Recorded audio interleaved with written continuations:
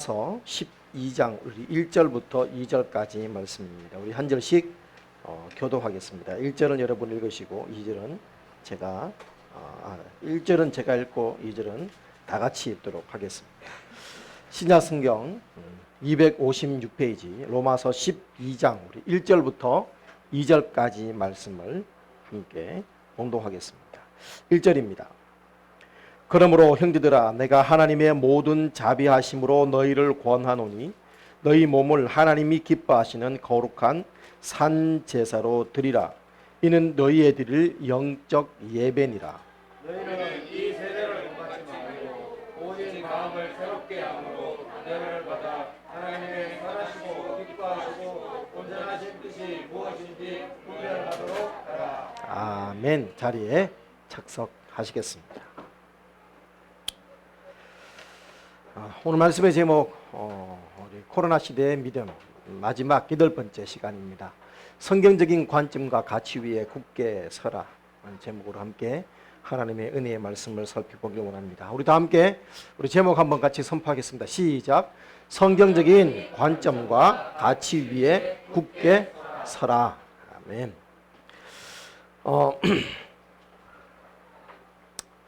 우리는 지금 코로나19라는 초유의 사태를 경험하고 있습니다.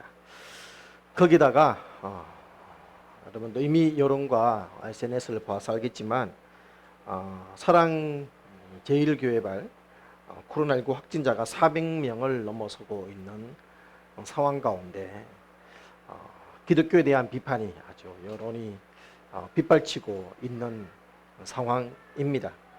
이 문제는 이 비판을 넘어서 특정 종교에 대한 혐오로 커지고 있다는 데 있습니다.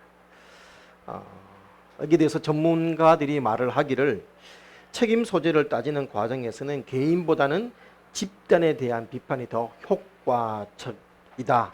그래서 이런 현상이 일어난다 라고 하는 것입니다. 그래서 개개인이 잘못했다라기보다는 특정 집단이 잘못했다고 하면 누군가에게 책임 전가하고 또 뭔가 마음을 화풀이하기에 아주 더 효과적이기 때문에 그런 현상이 사회적으로 발생을 한다라고 합니다. 물론 이제 이런 사태에 대해서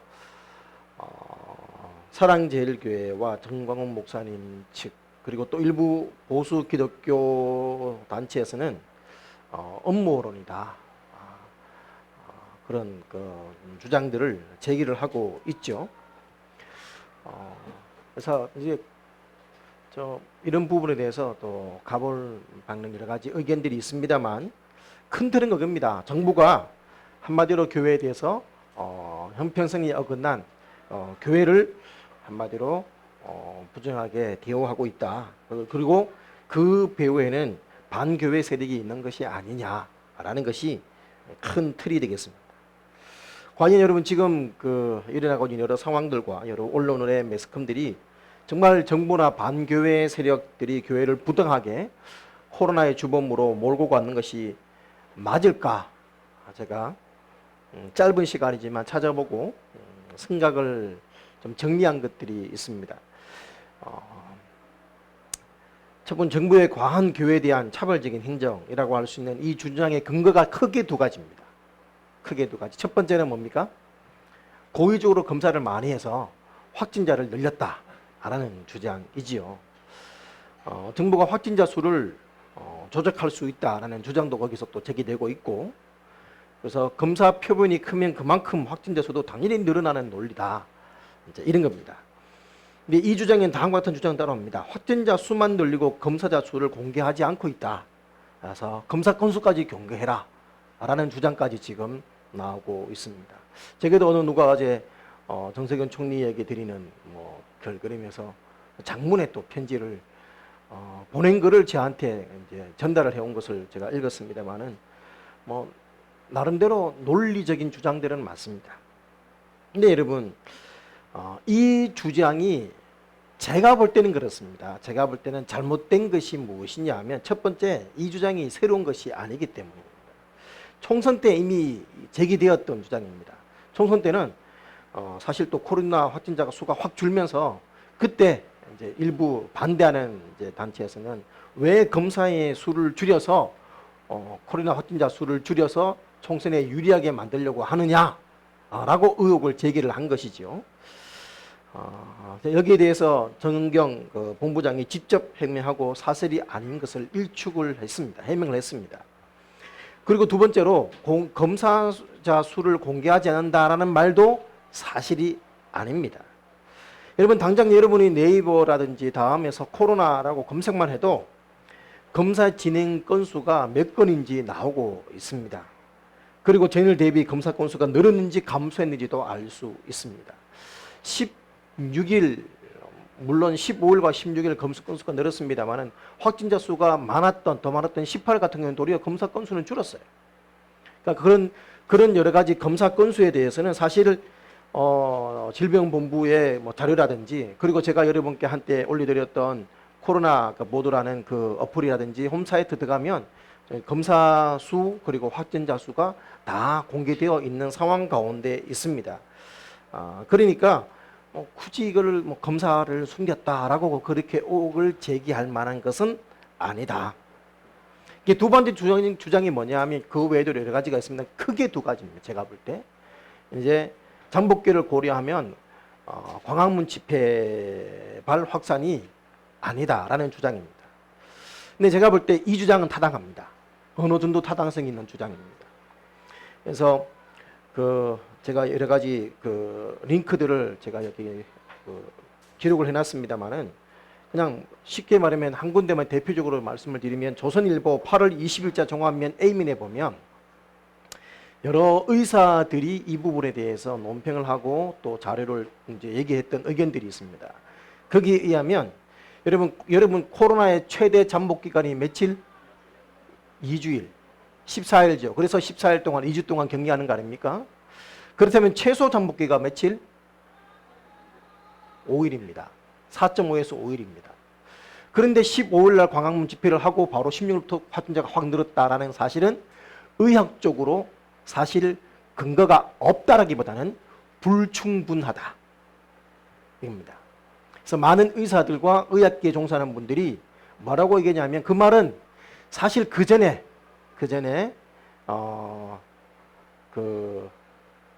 임시 공휴일도 누렸고 또 휴가가 있었고 등등 해서 이미 8월 10일 전후로 해서 확진자들이 이미 이제 보유하고 있던 상황에서 해필이면 딱 그날 이제 확진자가 그러니까 사랑교회 측도 14일 날 이렇게 확진자가 대거 등장하고 이러면서 이게 급발 터졌다라고 하는 것이 의학계에서의 지금의 대부분 아니지만 많은 분들의 의견입니다. 그렇다면 사실 이제 이거를 이 지금의 코로나 대확산을 광화문 집회 때문이다 하고 몰고 가는 우리 이제 그 언론 프레임 자체에 대해서 여러 가지 의견들이 있고 또 반론도 있고 또 그런 또 온라인에 유튜브 글도 누군가가 공유해서 올린 것도 있었습니다만은 거기에 대해서 우리가 좀 이렇게 진지하게 생각을 해볼 필요는 있을 것 같습니다. 그래서 제가 볼 때 분명한 것은 광화문 집회 때문에 코로나가 이렇게 대유행이 시작됐다라고 말하기는 솔직히 힘듭니다. 그런데 광화문에 모였던 사람들이 잘못했습니다. 왜냐하면 이미 확진자가 나왔고 또 접촉자가 있는 상황에서 모이면 안 되었기 때문입니다. 이미 확진자가 나왔고 자가 격리를 하라고 조치가 내려진 상황임에도 불구하고 모였기 때문에 더 많이 확산됐다는 것은 어느 정도 책임은 져야 하는 상황인 겁니다. 그러니까 사실 이 대확산의 출발은 광화문은 아니지만 광화문 때문에 더 확산이 돋보인 거예요. 그리고 문제는 뭐냐 하면 우리가 로마서 우리가 본문을 읽었습니다만 아래도 며칠 전에 큐티했습니다. 악을 악으로 갚지 마라 했죠. 악을 선으로 갚으라 했죠. 그런데 정광훈 목사 측의 성도님들은 검사를 하고 또 조치를 취하는 그런 의료 종사자들에게 침을 뱉고 너희도 코로나 걸려봐라고 껴안고 이거는 물론 본인들은 억울하겠죠. 억울한 게 솔직히 있긴 있습니다. 좀 이따 다시 언급하겠지만 억울할 수 있어요. 억울해도 그렇게 감정적으로 대처하는 것은 성경적인 방법이 아닙니다. 옳지 않았어요. 그래서 사실 솔직하게 교회는 억울합니다. 왜냐하면 늘 여러 사람들이 이미 여러 번 얘기하고 여러분도 잠시 교제할 때 많이 언급했습니다만은 카페에 가보면 젊은 사람들 하루 종일 앉아서 공부하고 있습니다. 마스크를 낀 사람도 있고 안 낀 사람도 있어요. 그리고 문 닫아놓고 에어컨을 가동하고 있어요. 작년만 해도 문 닫고 에어컨을 가동하면 26도 이상으로 이하로 내리거나 하면 벌금을 냈어요. 근데 올해는 도리어 아무 말이 없어요. 문을 닫고 있는데도 말이 없고 그리고 하루 종일 공부를 합니다. 아마 창섭 현재도 비슷한 경험이 있을 겁니다. 그리고 거기에 모인 사람들 숫자는 최소한 저희 교회보다 더 많습니다.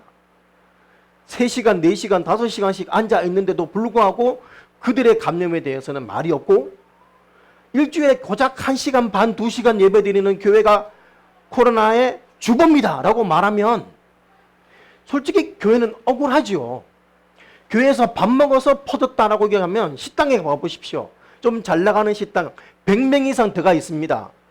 제가 말은 안 하겠습니다. 달고불대로 쭉 가다 보면 저도 얼마 전에 우리 가족들하고 식사를 했습니다만 꽉 찹니다. 밥 먹는 순간 들어갈 때는 마스크 낀 분이 들어가는 순간 마스크 다 벗습니다. 그리고 그곳에서 최소한 1시간 이상 식사합니다.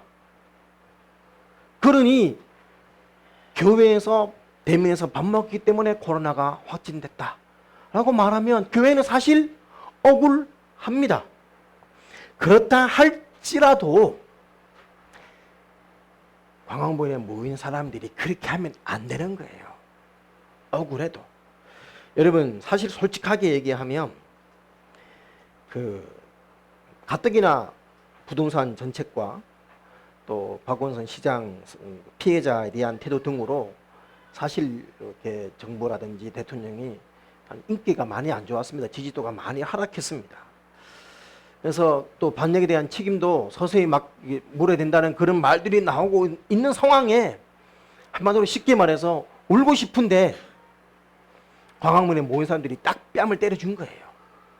여러분 정치란 것이 원래 그렇습니다. 정치란 것이 잘해서 홍보하고 돋보이게 하는 것도 있지만 정치는 반드시 누군가에게 책임을 전가하고 희생양을 만들어내는 것이 정치의 생리입니다. 그러니까 누군가에게 책임 전가하고 싶은 뭔가가 필요했는데 이제 반정부적인 시위에다가 게다가 또 규칙도 어기면서 모였으니 타켓이 너무 좋았던 것이죠. 그러니 좀 그런 부분에서 정부에서 기독교에 대한 그런 얘기들이 나오는 것이 우리가 볼 때는 형평성이 어긋나 보일 수 있습니다. 그리고 이제 대표적인 형평성의 문제는 이제 그 소위 말하는 오페라 유령거리였죠. 오페라 유령에서 그 배우 중에 한 명이 확진되었음에도 불구하고 공연을 2차례 했습니다. 거기에 모이는 곳은 다 폐쇄적인 공간이었어요. 그런데 그 8,000몇 명에 대해서는 전수조사를 안 하면서 개방되어 있는 장소에 모였던 광화문 사람들은 전수조사를 하면서 마치 죄인처럼 취급을 한 이 형평성이 어긋난 부분에서 그 사랑의 교회 사람들은 억울하죠. 그러니까 이거는 박해다, 탄압이다 라고 하니까 박해라고 하면 목숨을 걸어야 되는 거예요. 그러다 보니까 이런 과격한 이제 행동들이 나오게 되는 것이죠. 여러분, 그러나 일단 정부의 입장에서는 또 언론의 입장에서는 누군가에게 타켓을 돌리고 싶은데 딱 좋은 이제 이슈가 되었던 것입니다. 그래서 분명히 뭐 얼토당토 않는 주장을 하기도 하지만 그러나 나름대로 뭐 의의 있는 주장을 하기도 합니다. 그러나 분명 잘한 것은 아닙니다. 자, 이런 시국에 교회가 어떻게 반응을 해야 되고 또 어떻게 대처를 해야 될까? 제가 볼 때는 16일 날 바로 기독교 단체에서 담화문을 발표를 했죠. 사랑교회 측에 대해 유감을 발표하면서 또 국민에게 사과하는 담화를 기독교 단체에서 그렇게 얘기를 했습니다. 근데 그 정도로 끝나면 안 돼요. 지금 그 정광훈, 제 개인적으로는 그렇습니다. 우리 선조 침례교회 개념과 다릅니다만 제 개인적으로는 정광훈 목사님이 다른 분들에게는 존경받고 지지받는지 모르지만 제 개인적으로는 그분이 제가 볼 때 목회자로서 그리고 또 신학적으로 도를 넘은 부분들이 좀 있습니다. 그래서 교계에서 이 정광훈 목사님 측을 분명히 선을 그어줘야 된다고 생각합니다. 사실 그 정도까지 안 해도 이단 시비를 걸면서 이단으로 정죄당하는 교회가 상당히 많은 가운데 하나님을 향해서 모독적인 신학적으로 아주 중대한 발표를 했던 사람에 대해서 교회가 아무런 조치를 취하지 않는다는 것은 이것은 제가 볼 때는 문제가 있습니다. 그러므로 또 더 그 외에도 뭐 차마 했던 뭐 입에 담지 못할 발언들을 했고 또 예배 드리면 병이 낫는다라는 뭐 물론 믿음으로 들으면 나을 수 있겠죠.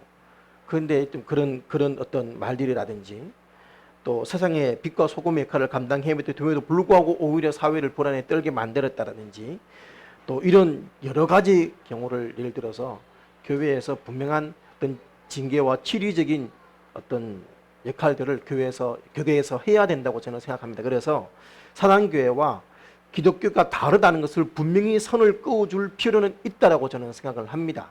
물론 이건 내 생각이지 그렇다고 해서 교회가 그렇게 할 거라고 생각하지는 않습니다만은 근데 그런 부분에서 여러분이 분명하게 좀 선을 여러분 스스로가 좀 그을 필요는 있을 것 같습니다. 마치 사랑교회가 마치 대한민국의 모든 교회를 다 대표해서 정부와 싸우는 것처럼 그런 막 이렇게 그 패러다임으로 몰고 가는데 그거 옳지 않습니다. 또 방역에 협조하지 않는 그런 모습도 결코 성경적이고 올바른 태도가 아닙니다.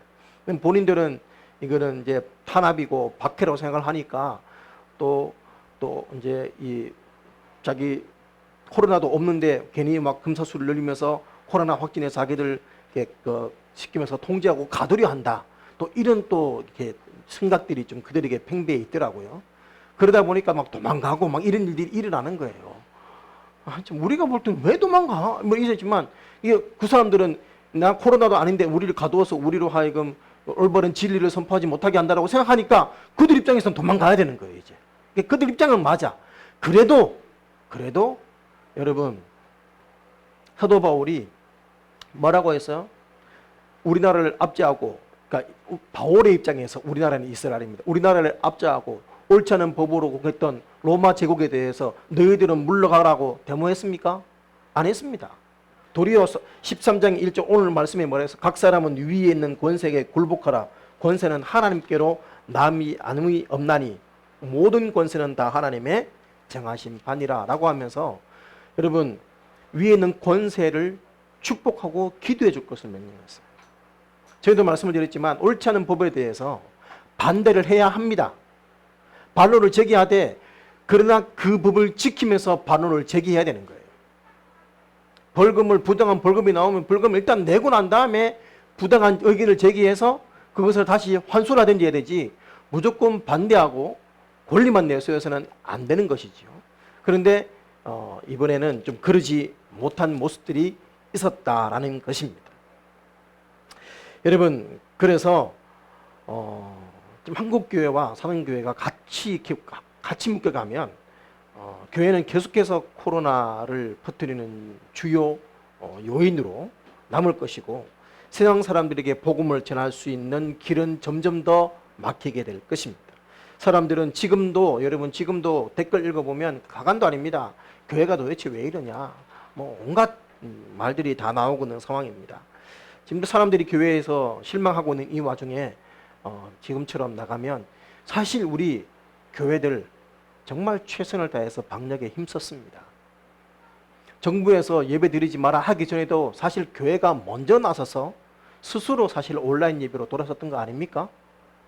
근데 그런 노력과 수고들이 하루아침에 물거품이 될 수 있는 상황에 지금 이르러 있습니다. 여러분 세상과 하나님을 연결해야 될 교회가 세상과 하나님 사이를 더 멀어지게 만들 수는 없는 상황인 것이죠.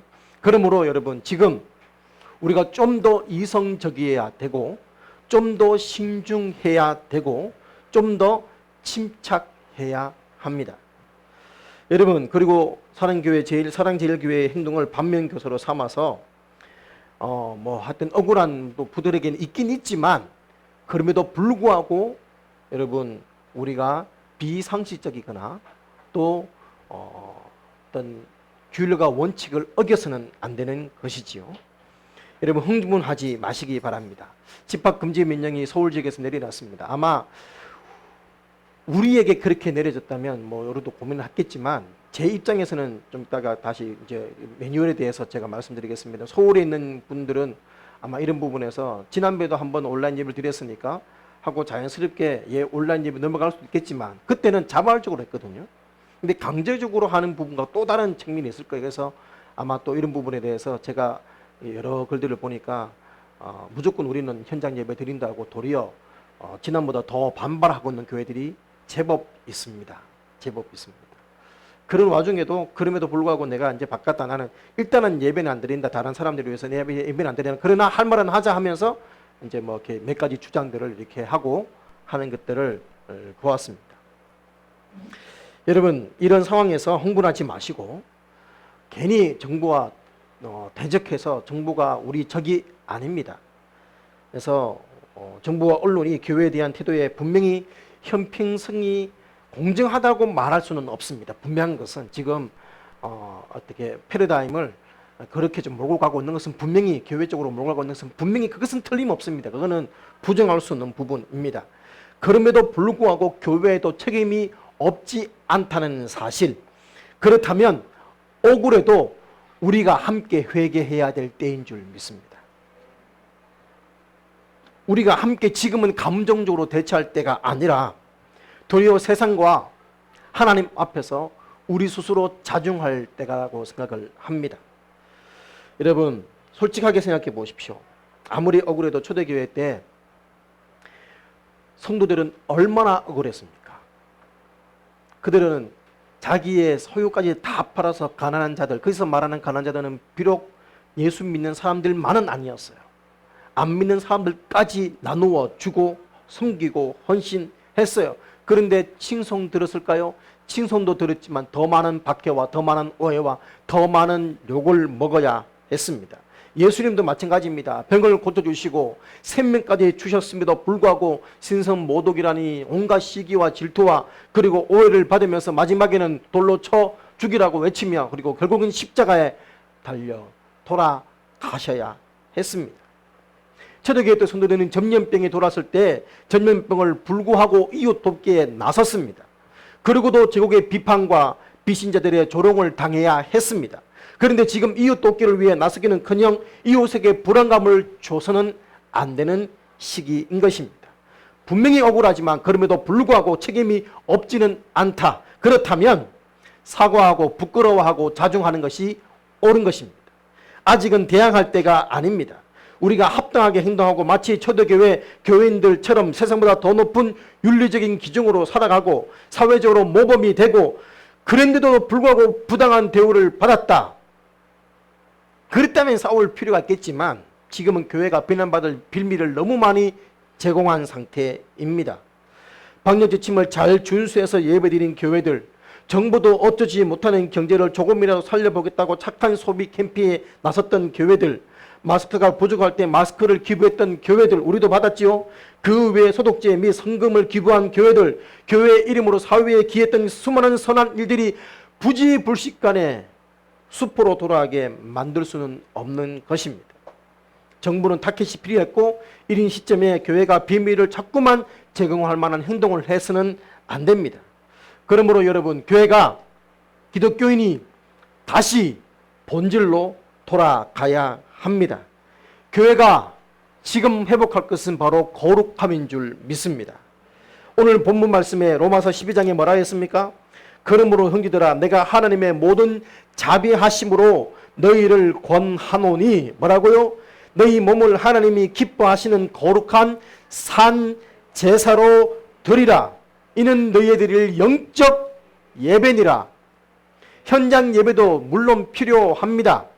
그러나 팬데믹이 더 일어나고 우리도 대구 지역도 만약에 전면 제한 조치가 일어나면 저는 온라인 예배를 이미 했었으니까 또 할 겁니다.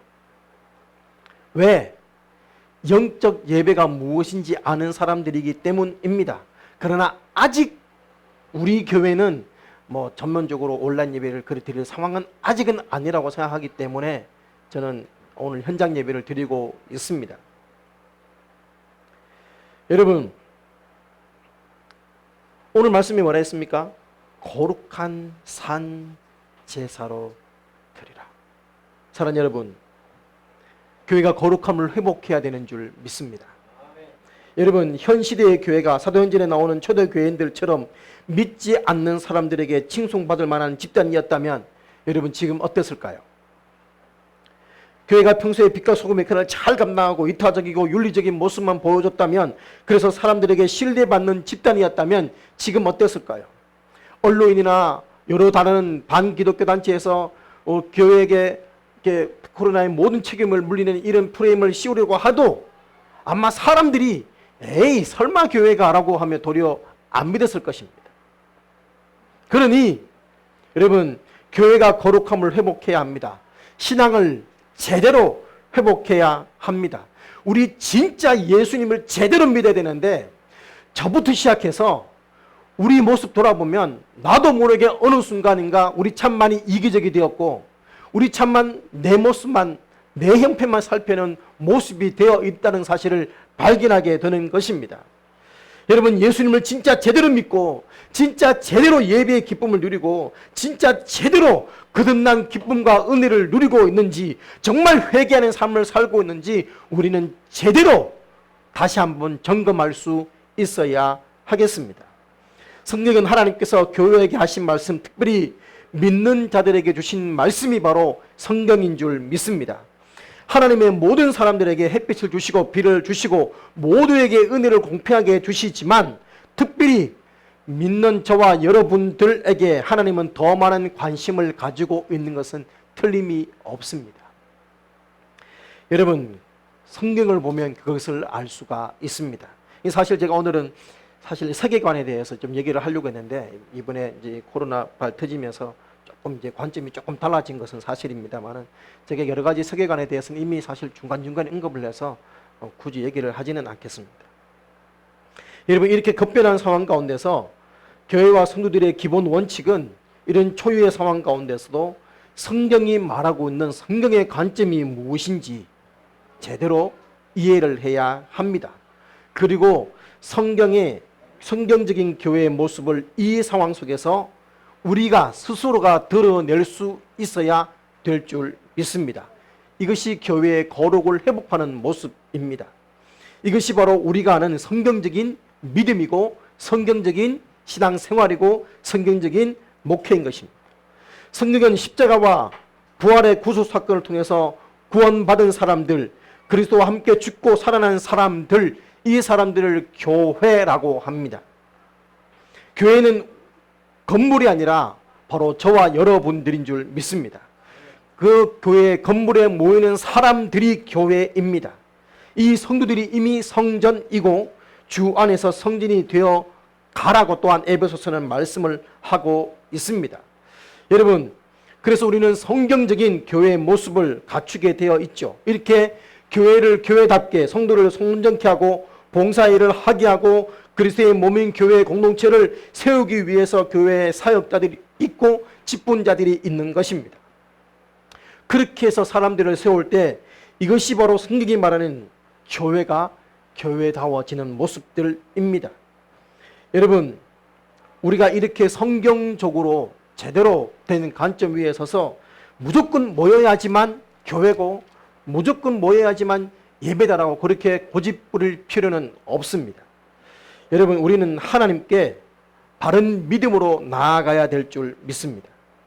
팬데믹 현상이 다시 발생을 하게 된다면 우리는 예배와 교회 활동을 방해하는 일이 다시 있게 되었을 때 우리는 몇 가지의 좀 매뉴얼이 필요할 것 같습니다.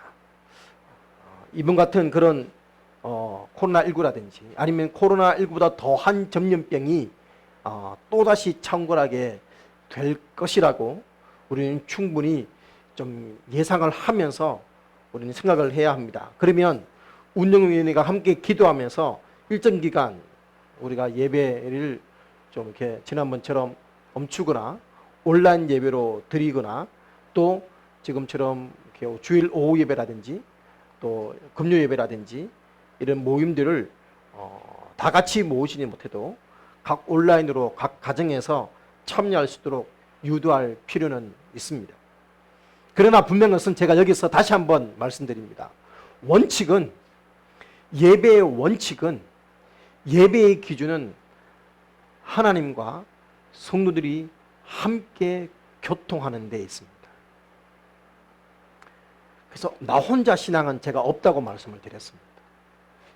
그러므로 가정에서 나 혼자 예수 믿을 수 있어요는 비정상적인 것입니다. 그럼 비본질이에요.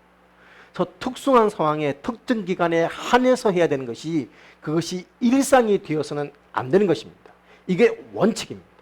그렇기 때문에 이런 비상적인 상황에서 비상대책으로 일정 기간 특수한 방식으로 예배는 드리다 할지라도 이것이 마치 일상처럼 그렇게 해도 되는 것처럼 생각해서는 안 되겠습니다. 그런 기준에서 여러분 아주 심각한 사태가 아니라면 전염병 상황에서도 성도들은 방역 수칙을 지키면서 공예배에 참석해야 합니다. 바로 오늘처럼 말입니다. 그러나 명령성이 떨어지거나 또 노약자라든지 또 감염의 위험이 있거나 또는 직업 특수성상 다른 사람들에게 위험을 줄 수 있다 싶으신 분들은 자발적으로 온라인 예배에 참석을 허용하는 방식으로 이렇게 예배는 진행되어야 할 것입니다.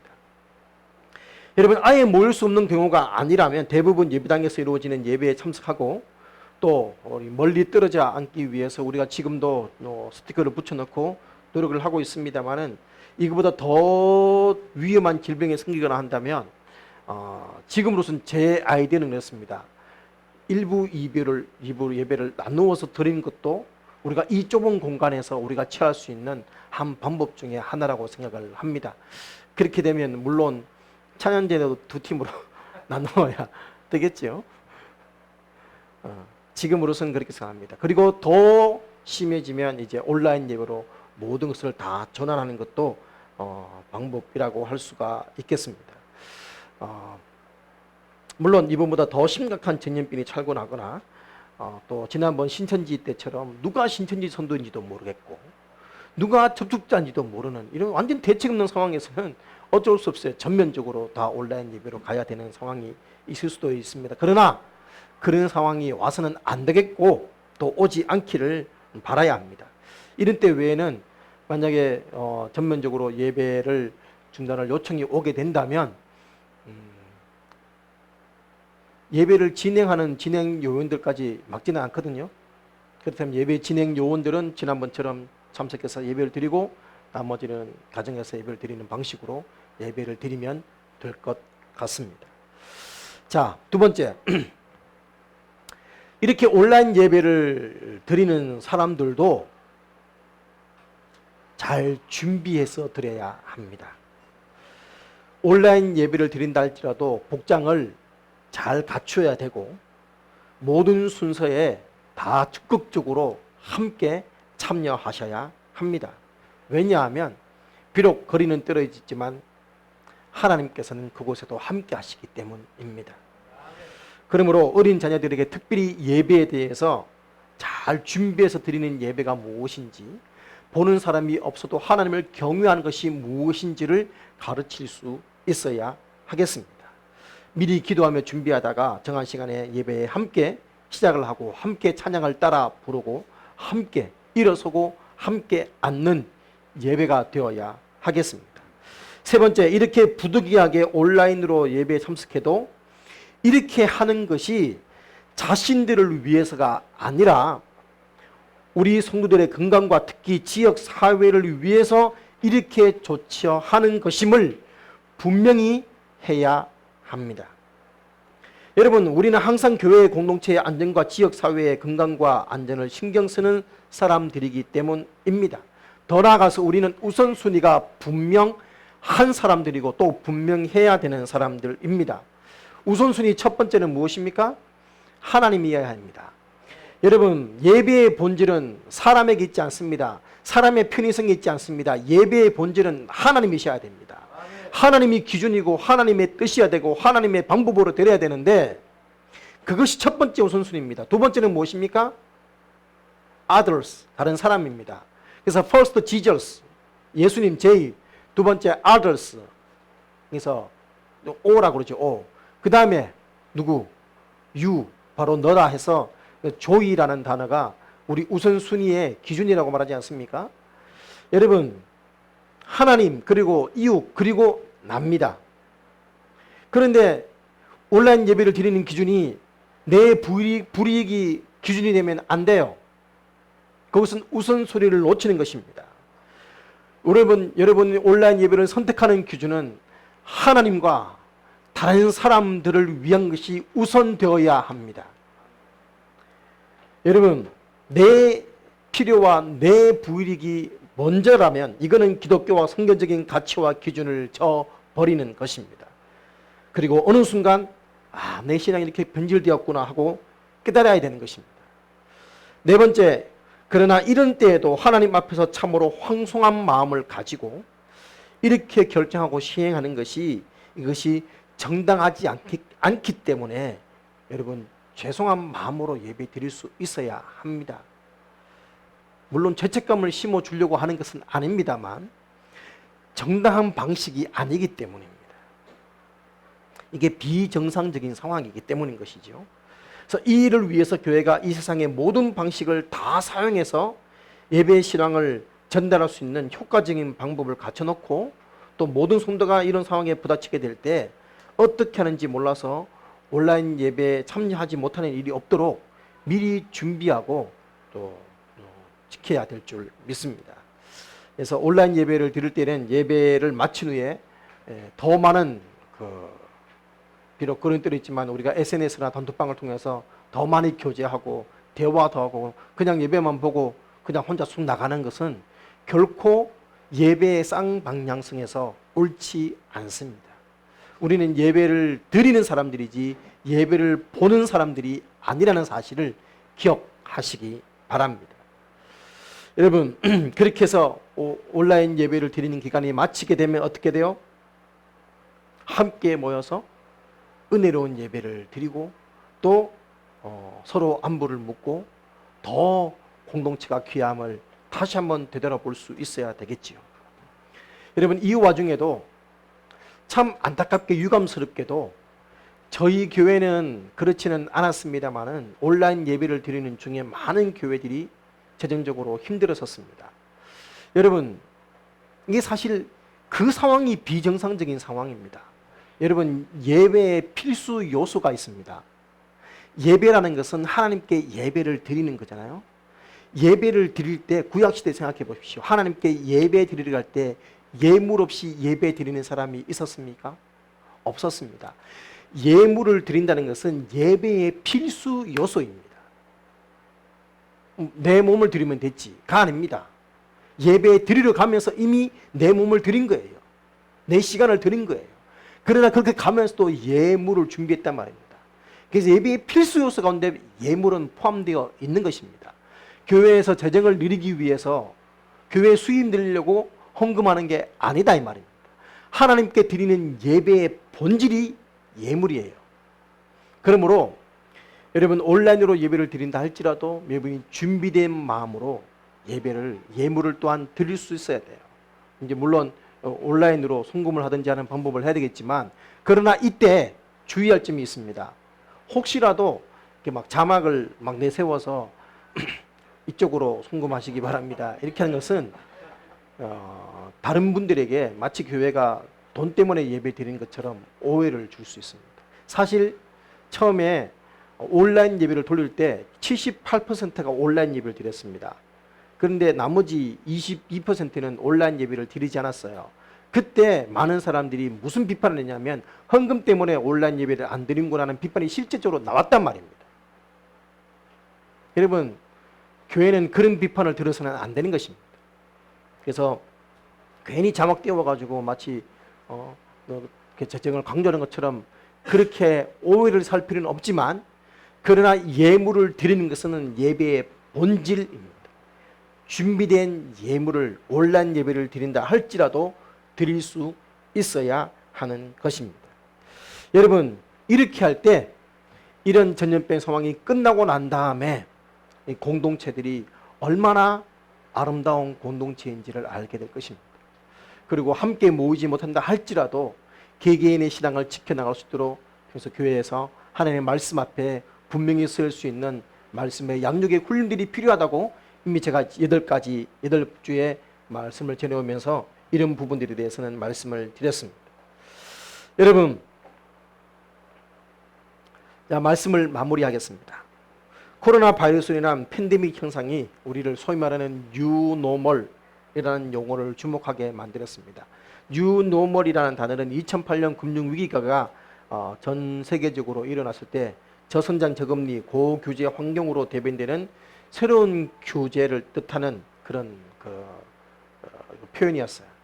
근데 지금은 이제 이게 어떻게 쓰이냐면 비정상적인 상황인데 그 빈상이 마치 비정상적인 상황이 정상으로 여겨지는 상황, 이것을 사람들이 이제 new normal이라는 그런 단어를 적용하기 시작을 했습니다. 이제 new normal이란 말은 세계 경제 질서만이 아니라 우리의 삶의 전반적인 보편적인 현상을 일컫는 말이 되었습니다. 그래서 new normal이라는 말이 나오게 되면서 무슨 말이 나오냐면 또 이제 이게 비정상적이기 때문에 여러분, 비정상적일 때는 반드시 뭐 하고자 하는 본능이 있어요? 회귀하고자 하는 본능이 있습니다. 이것을 복고, 소위 말하는 레트로라 그러죠. 그러니까 레트로 되려는 본성이 있습니다. 근데 이제 뉴노멀은 이 레트로를 막아버려요. 다시 옛날로 돌아가려고 하는데, 그러니까 조금 연세 드신 분은 이 비정상적을 못 견디하는 거예요. 너무 불편하고 적응하지 못하고 다시 돌아가야 돼. 이게 소위 말하는 보수죠. 그런데 이제 조금 이제 깨어있는 사람이나 젊은 사람들은 이 변화를 그냥 쉽게 받아들여 버립니다. 이게 받아들이고 이것을 정상으로 이제 인지하고 그렇게 적응해 살려고 하는 것이죠. 이 두 사이에서 분명한 것은 이제 완전히 복고로 돌아갈 수도 없습니다. 그건 안 돼요. 안 되는 거는 안 되는 겁니다.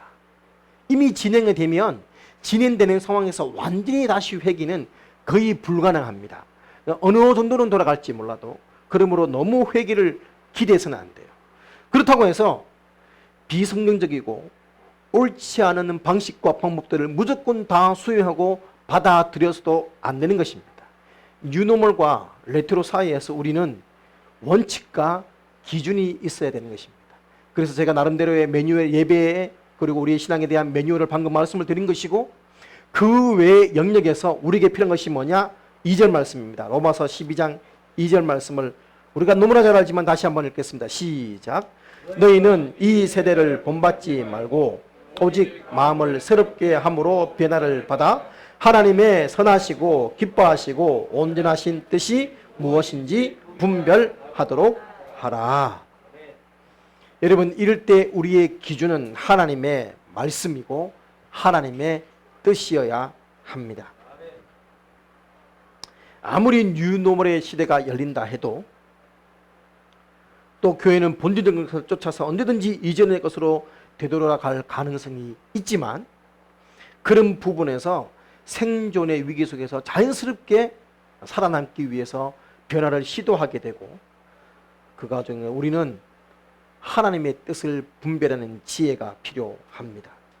이 시대의 요구와 이 시대의 요청에 무조건 다 따라서도 안 되겠고, 무조건 옛날처럼만 해야 된다고 고집을 부려서도 안 될 줄 믿습니다. 어쩌면 제2의 코로나19의 대유행의 조짐이 보이는 이때 당장 다음 주부터 우리는 온라인 예배로 대체될 수도 혹 있을지 모르는 상황 가운데 오늘 말씀을 기억하면서 늘 하나님 앞에서 하나님 말씀 위에 서서 그 가치와 관점을 굳게 세우는 열린문의 식구들이 되시기를 주님의 이름으로 축원합니다. 아멘. 아멘. 다 함께 찬양하도록 하겠습니다.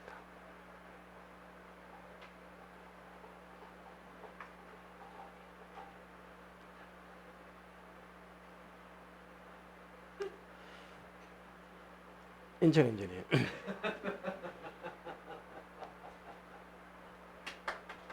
제가 할까요? 제가 하겠습니다.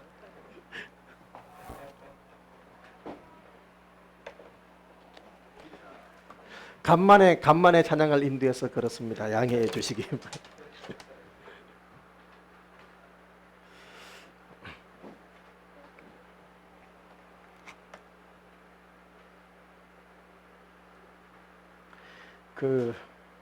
제가 여러 번 말씀을 드리려고 했는데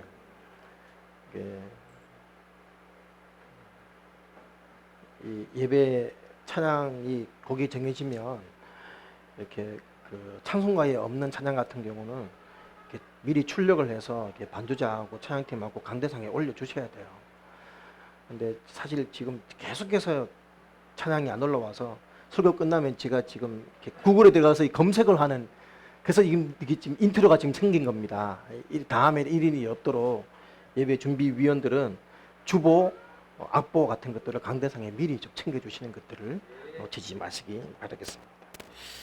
함께 찬양하겠습니다.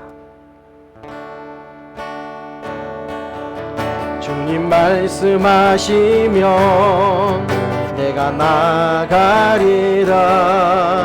주님 뜻이 아니면 내가 멈춰서리라. 나의 가고 서는 곳 주님 뜻에 있으니 오 주님 나를 이끄소서. 주님 말씀하시면 내가 나가리라. 주님 뜻이 아니면 내가 멈춰서리라. 나의 가고 서는 곳 주님 뜻에 있으니 오 주님 나를 이끄소서. 뜻하신 그곳에 나 있기 원합니다. 이끄시는 대로 순종하며 살리니 연약한 내 영혼 통하여 일하소서. 주님 나라와 그 뜻을 위하여 뜻하신 그곳에 나 있기 원합니다. 이끄시는 대로 순종하며 살리니 연약한 내 영혼 통하여 일하소서. 주님 나라와 그 뜻을 위하여 모든 나를 이끄소서. 우리 한 번 더 고백하면 주님 말씀하시면 내가 나가리라. 뜻이 아니면 내가 멈춰서리라. 나의 가고 서는 곳 주님 뜻에 있으니 오 주님 나를 이끄소서. 주님 말씀하시면 내가 나가리라. 뜻이 아니면 내가 멈춰서리라. 나의 가고 서는 곳 주님 뜻에 있으니 오 주님 나를 이끄소서.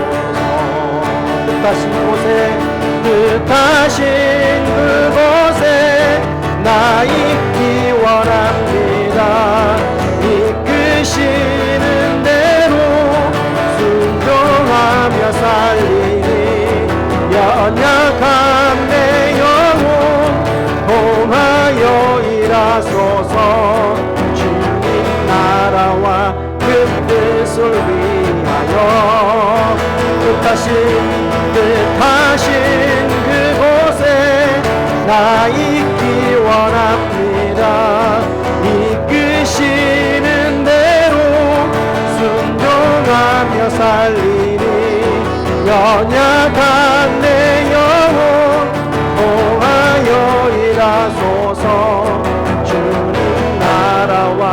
뜻을 위하여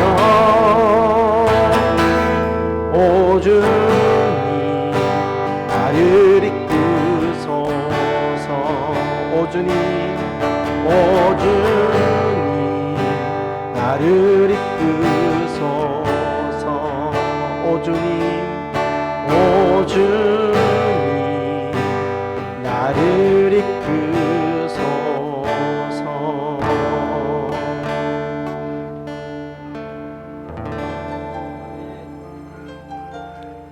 여러분, 오늘 말씀 듣고 코로나 시대의 믿음에 대한 시리즈로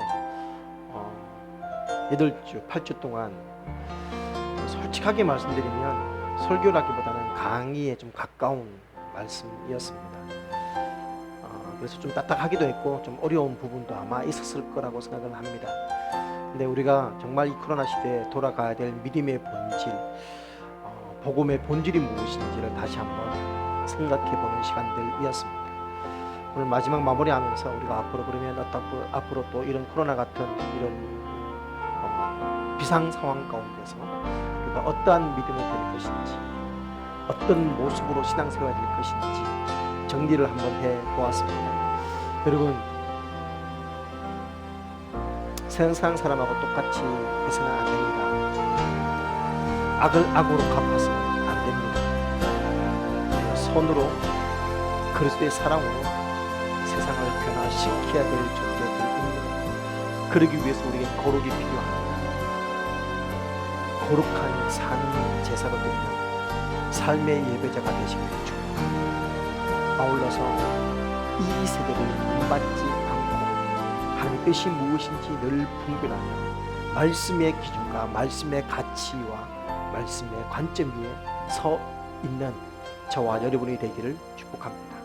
하나님, 말씀으로 넓게 하시고 말씀을 분별하게 하시고 말씀을 온전히 순종함에 따라갈 수 있는 하나님을 기쁘시게 하는 열린문의 모든 식구들이 되게 하시고, 특별히 이 코로나19 상황 가운데서 하나님 교회의 책임이 없다 하지 않습니다. 하나님 용서해 주시고 은혜 베풀어 주시고 기상태가 회복되게 도와달라고 긍휼을 구하며 기도하는 시간들을 가지겠습니다. 기도하시겠습니다. 살아계신 아버지 하나님, 하나님의 은혜 앞에 오늘도 귀한 마음을 드리며 말씀 앞에서 다시 한번 기도하며 간구합니다. 하나님 아버지, 하나님의 은혜가 우리에게 필요한 우리 다시 한번 하나님의 뜻이 아닌 것을 접수되는 시간을 도와주시옵소서. 우리 아버지 하나님의 은혜가 필요한 도와주시옵소서. 아버지 하나님, 이 상황 가운데 아버지 하나님 보았던 우리 교회의 모습이 신앙인들의 모습이 결코 아버지 하나님 옳았던 것이 아니고 이 시간 고백합니다. 하나님, 우리가 너무나 많은 빌미를 제공을 하였고 우리가 너무나 많은 이유를 제공을 하였고 우리가 너무나 많은 아버지 하나님 우리를 위해서 아버지 시간 고백하지 않을 수가 없습니다. 하나님, 이것이 그들의 죄가 그들의 잘못이 아니라 이것이 바로 또한 우리의 죽음을 이 시간 다시 한번 고백하며 회개합니다. 하나님, 일부 카리스마 있는 사람의 말 앞에 그것이 얼마나 성경적인지 얼마나 아버지 자신이 분별하지도 않지 그저 아버지 막연하게 따라가며 쫓으며 추궁했던 아버지 하나님, 아버지 어리석음에 무지한 죄악을 용서해 주시옵소서. 아버지 무지하다고 해서 아버지 책임 없는 것이 아니게 이 시간 하시면 하나님의 긍휼을 구하며 아버지 땅 가운데 우리가 어떤 성경적이지 못한 우리의 모습들 아버지 용서해 주시옵소서. 아버지 하나님, 정통보다 우선되는 것이 하나님의 말씀이요 지도자보다 우선되는 것이 하나님의 말씀일지니 말씀을 지어버리고 사람의 뜻에 따랐던 그를 이 시간 회개하며 용서해 주시옵소서. 아버지 하나님, 이 시간 다시 한번 고백하며 주 앞에 기도합니다. 아버지, 또 하나 같은 말씀 앞에서 여러 가지 예상할 수 있게 아버지 그런 부분에서 또한 아버지 가르침을 받는 자의 존중과 존경이 필요합니다. 아버지 하나님 말씀을 맺게 도와주시고 아버지 시대를 덮어지 않게 도와주시고 아버지 시대를 따라가지 않게 도와주시고 하나님 말씀 앞에서 아버지 때로는 내 가치와 때로는 내 이익과 때로는 내 아버지 관점과 부딪힐 때가 있다 할지라도 말씀에 굳게 서서 흔들리지 않는 믿음으로 아버지 하나님 도와주시고 역사해 주시옵소서. 하나님의 일하심을 기대합니다. 진리될 수 있도록 하나님 땅의 긍휼과 은혜를 허락해 주시옵소서. 살아계신 아버지 하나님, 다시 한번 제2의 팬데믹이 일어나라고 하는 이 땅의 상황 가운데서 하나님, 우리 교회에 깨어있지 못함과 말씀대로 살지 못한 모습들과 아버지 분별치 못했던 우리의 모습을 이 시간 회개합니다. 하나님, 정말 이 코로나가 속히 진행될 수 있도록 더 이상의 확산이 일어나지 않도록 무지몽매에 빠진 이들이 아버지 말씀 앞에 밝히 눈을 밝혀 깨닫게 하시고 진리 앞으로 돌아오게 하시고 하나님의 말씀 앞에 순종하게 도와주시옵소서. 아버지 또 반역을 위해서 불철주야 힘쓰고 있는 아버지 수고하는 모든 분들의 수고가 헛되지 않도록 도와주시옵소서. 그동안 수고했던 교회들의 노력과 헌신들과 아버지 대가들이 헛되지 않도록 주님 은혜 베풀어 주시옵소서. 하나님 우리도 더 깨어서 아버지 거룩하게 도와주시고 시대를 아버지 본받지 않게 하시고 하나님의 뜻을 따라서 한 걸음 걸음을 따라가는, 그렇게 해서 하나님을 기쁘시게 하는 우리 열린문교회 모든 식구가 되게 도와주시옵소서. 예수님의 이름으로 기도합니다. 아멘.